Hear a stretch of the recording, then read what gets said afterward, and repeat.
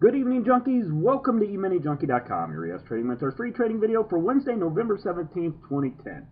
Today we had a total of 8 executable trade signals for a max potential of 18 ES ticks. This video is for educational purposes only, is intended to highlight our high probability trade setups, give you a feel for the quantity of trades taken each trading day using this approach.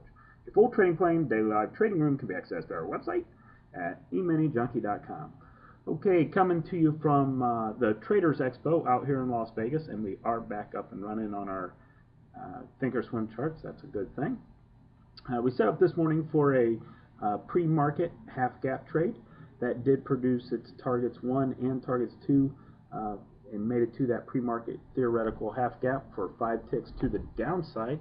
And then the market open, we had a little back and forth price action. We actually had a signal to get short right about 940. That did produce targets 1 and targets 2 to the downside for 6 ticks as the market moved down through the 4 o'clock close, the 4:15 close, as well as the 4 o'clock close, and eventually went all the way down to the Globex low.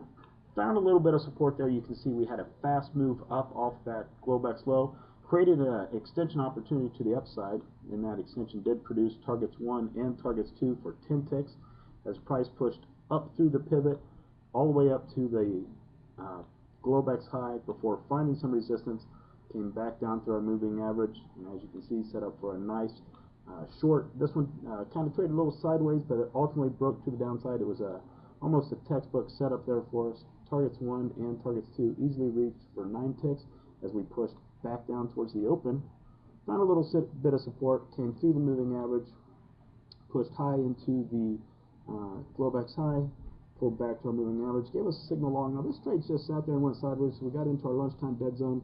We were waiting for it to work, and we were actually watching the bank index, and the bank index was hitting its head at its S1 level. At the same time we were sitting there against this Globex low, ultimately could not break through that level before going to the downside and stopping us out. So that ended up as a T1 minus 2, and then we went into our lunchtime dead zone. Now, between 11:30 and 1:15, the red area you see on our charts here, that is the dead zone. We kind of sit on our hands, wait for the market to come out of that period before starting to look for an opportunity.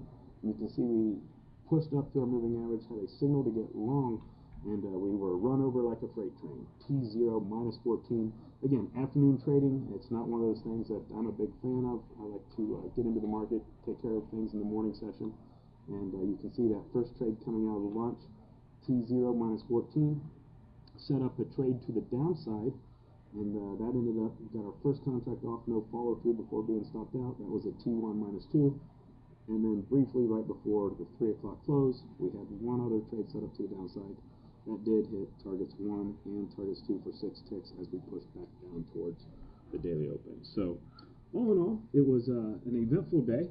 We ended up with 8 executable trades for 18 ES ticks. It was a much better day than we had yesterday. So, anyway, I want to thank you for watching. For more details on this plan, including all the chart setups, or to join our live trading room video newsletter, please visit EminiJunkie.com or just simply click the link at the top of the screen. Thanks, and make it a great day.